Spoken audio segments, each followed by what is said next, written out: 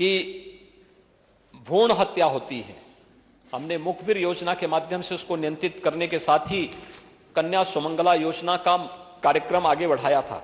आज उसका परिणाम है कि लगभग 13,67,000 बेटियों को इस योजना का लाभ प्रदेश के अंदर प्राप्त हो रहा है, जिसको अलग अलग चरणों में उपलब्ध कराया जाता है। निराश्रित महिला पेंशन योजना में भी 1,000 रुपये उनकी पेंशन की गई और अब इस समय 31,50,000 बहनों को इसका लाभ प्राप्त हो रहा है। इसी प्रकार से राज्य आजीविका मिशन के अंतर्गत 66 लाख महिलाएं जुड़ी हुई हैं जो इस योजना का लाभ प्राप्त कर रही हैं। प्रदेश के अंदर मातृवंदना योजना के अंतर्गत 52,55,129 माताएं इन योजनाओं का लाभ ले रही हैं। मुख्यमंत्री सामूहिक विवाह योजना के अंतर्गत अब तक 1,91,686 जोड़ों की शादी ब्याह के लिए सरकार के स्तर पर उन्हें सहयोग प्रदान किया गया है और प्रदेश के अंदर ऐसे ही अन्य अनेक कार्यक्रम संचालित हो रहे हैं, जिसमें सभी महिला सदस्यों के पास मैंने एक पत्रक भेजा भी था और मैं अनुरोध करूंगा कि उसको जरूर एक बार देखेंगे। खासतौर पर जब हम हर घर नल की बात करते हैं तो हर घर जल पहुंचाने की कार्रवाई का हिस्सा है। अगर दूरी से जाना होता था तो हम बहुत जगह देखते थे कि महिलाएं अपने सिर पर पानी लेकर के आती थी। आज उनके घर तक पानी पहुंच रहा है। हर घर शौचालय स्वच्छ भारत मिशन के अंतर्गत बने। प्रदेश के अंदर 2,61,00,000 परिवारों के पास बने। यह स्वच्छता का अभियान तो था ही, लेकिन नारी गरिमा का भी यह एक अभियान था और इसके लिए हम प्रधानमंत्री मोदी जी के आभारी हैं कि उन्होंने इसे एक मिशन मोड के साथ जोड़ करके इसे सफलता की नई ऊंचाइयों तक पहुंचाया है। 1,67,00,000 से अधिक परिवारों को प्रदेश में उज्ज्वला योजना के अंतर्गत रसोई गैस के सिलेंडर उपलब्ध कराए गए। यह भी महिला सशक्तिकरण की दिशा में उठाया गया कदम का ही हिस्सा है, क्योंकि उन लोगों को अब तक उन्होंने कभी ईंधन देखा ही नहीं था। बरसात होती थी, लकड़ी भीगी हुई है, घर में भोजन नहीं बन पाता था। 45 लाख से अधिक परिवारों को जो एक एक घर मिला है, यह अभी महिला सशक्तिकरण की दिशा में बढ़ाया गया कदम है, क्योंकि एक महिला किस स्थितियों में अपने बच्चों को टपकती हुई झोपड़ी के नीचे रखने के लिए मजबूर होती थी, आज जब उसे पक्का मकान मिला है तो उसके चेहरे की खुशी देखने लायक बनती है। ऐसे ही परंपरागत रूप से जहां पर जो व्यक्ति अपना मकान बनाया है, झोपड़ी रखा हुआ है, प्रधानमंत्री स्वामित्व योजना के माध्यम से उन्हें उस जमीन का मालिकाना हक दिलाने की कार्रवाई पीएम स्वामित्व योजना के माध्यम से मिल रहा है। अब तक हम लोग 40 लाख से अधिक ऐसे परिवारों को इस सुविधा का लाभ उपलब्ध करवा चुके हैं उत्तर प्रदेश के अंदर, और 8,000 से ड्रोन लगा करके हर एक ग्राम पंचायत को सर्वे करने, ग्राम पंचायत की खुली बैठक के माध्यम से फिर उन लोगों को इस अभियान के हिस्से बनाने की कार्रवाई भी चल रही है। पीएम स्वनिधि के अंतर्गत भी स्ट्रीट वेंडर, ठेला, खोमचा, रेहड़ी रखने वाली ऐसी 2 लाख से अधिक महिलाओं को इस योजना का लाभ देकर के आर्थिक स्वावलंबन की ओर अग्रसर करने का कार्य हुआ है। अन्य अनेक ऐसी योजनाएं हैं जिन योजनाओं के बारे में हम चर्चा करें। मेरी अपील होगी सभी महिला यहां पे जो सदस्यगण हैं उन सभी बहनों से कि इस पर वे अच्छी चर्चा करें। इनमें उनके कोई सुझाव हैं, सुझाव उनके नोट होंगे, सरकार उसके बारे में कदम उठाएगी। और आज जो ये देश का भी और सबका इस ओर आज ध्यान आकर्षण होगा कि आखिर महिला सदस्य क्या बोलना चाहती है, उनकी जिज्ञासा क्या है, प्रदेश के विकास के बारे में, प्रदेश के सम्मान के बारे में, प्रदेश के स्वावलंबन के बारे में, प्रदेश के भविष्य के बारे में, प्रदेश के वर्तमान के बारे में।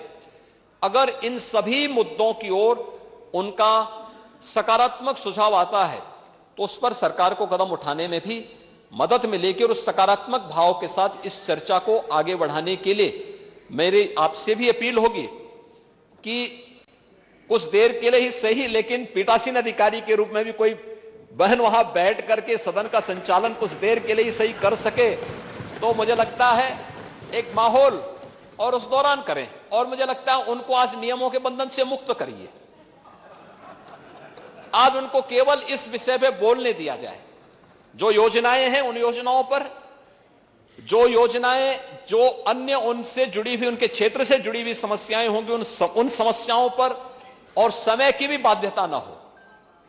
तो जितना बोलना चाहेंगे बोलें, दिन भर चले, दिन भर इसी पे चर्चा चले। और इसीलिए यहां पर सदन के बारे में मैंने इसी बात को कहा, क्योंकि खन्ना जी से मैंने पूछा भोजन की कोई व्यवस्था है, तो इन्होंने कहा कि मैंने कहा भी आप तो अपनी जेब में भोजन लेके चल लेते हैं, लेकिन जो दिन भर जिनको बोलना होगा उनका क्या होगा। मैंने कहा यहां भोजन की व्यवस्था करवा दें, लोग अपना बोले भी, यहां भोजन भी लें, अच्छा होगा। आपने इसके लिए अनुमति भी दी है, लेकिन आज इस पे दिन भर चर्चा हो और उसका जो निष्कर्ष होगा, मैं चाहूंगा कि अच्छे सुझाव आए, अच्छी सकारात्मक चर्चा हो। और उस सकारात्मक चर्चा को हम लोग, देखिए आरोप प्रत्यारोप हमेशा लगते हैं, आज उससे ऊपर उठ करके एक सकारात्मक दृष्टिकोण के साथ, क्योंकि ये जब प्रकाशन होगा तो उस प्रकाशन में आपका नाम जाए। विधानसभा की कार्रवाई में जो कुछ हम बोलते हैं, ये जो भी आएगा, यह यहां का एक दस्तावेज बनेगा। 5 साल, 10 साल, 15 साल, 50 साल, 100 साल के बाद जिन्हें कभी देखना होगा तो वे देख सकें, दस्तावेजों को उड़ेल सकें, देख सकें कि आपके द्वारा कभी क्या बोला गया है, और उसके बारे में फिर उससे कुछ प्रेरणा प्राप्त कर सकें। इसलिए एक अच्छी बहस को हम आगे बढ़ा सकेंगे। इस विश्वास के साथ मैं आपका हृदय से आभारी हूं कि आपने आज का ये दिन केवल प्रदेश की चुनी गई महिला सदस्यों को के लिए आरक्षित किया है, उन्हें दिया है, और उनसे जुड़ी हुई समस्या और प्रदेश से जुड़ी हुई अन्य महत्वपूर्ण मुद्दों पर वे लोग आज अपनी बात को यहां पर रख पाएंगी। बहुत सारी चीजें हैं जिन पर वे चर्चा भी करेंगी, अपनी बात को मजबूती के साथ रखेंगी। मैं सभी पुरुष सदस्यों से भी कहूंगा कि सामान्य दिनों में आपके शोरगुल के नीचे महिलाओं की बात दब जाती थी। आज कम से कम आप उनकी बातों को सुनने के लिए यहां पर बैठेंगे, और जो भी आपको आपके लायक होगा आप उसको स्वीकार करेंगे, आपके लायक नहीं हो तो कम से कम घर में जाकर के, अगर कहीं गलती आपके माध्यम से हुई है तो घर में जाकर के दोनों कान पकड़ करके वहां पर घर में माफी मांग करके आगे से उसमें सुधार लाएंगे, जिससे सदन की कार्रवाई को बेहतर तरीके से संचालन करने में आगे मदद मिल सके।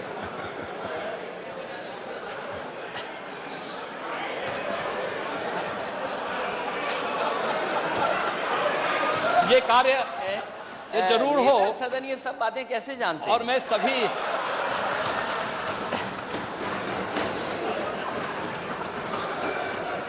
और नेता सदन के बगल वाले ने तो नहीं बताया होगा।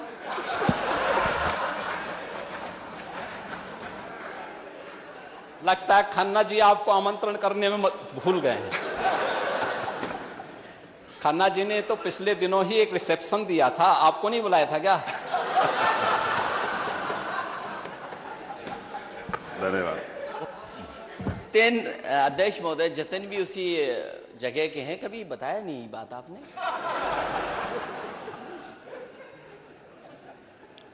तो अध्यक्ष जी, मैं चाहूंगा कि इस बहस को एक सकारात्मक दिशा में आगे बढ़ा करके हम रोचक भी बनाएं, और क्योंकि लोगों का आज इस ओर बहुत जिज्ञासा होगी, और उस सकारात्मक दिशा को हम आगे बढ़ा सकेंगे तो अच्छा होगा, अभिनंदनीय होगा, समाज के लिए प्रेरणादायी हो पाएगा। और सदन की कार्रवाई को फिर इसी प्रकार के कुछ अच्छे महत्वपूर्ण मुद्दों को लेकर के, जो प्रदेश के प्रत्येक नागरिक को बिना भेदभाव की सुरक्षा, उनके सम्मान और उनके स्वावलंबन से जुड़े हुए मुद्दों को हम आगे बढ़ा पाएंगे।